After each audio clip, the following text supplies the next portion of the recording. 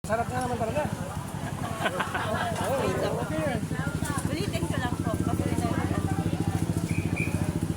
At saka kung sa kaniniri ako kakain ito, yung nandito na pagkain, hindi ko kayang... Almirage pa pala rito, no? take 2 po ya, wait lang. Baka take 3. Naoblot ba? Tapos na daw, wala. Ay, tapos na. Ulitin ko po kasi nag-error.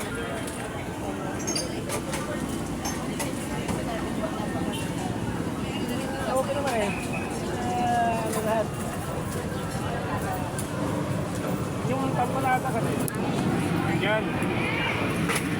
Nakayaw na magtetimpla. Diba?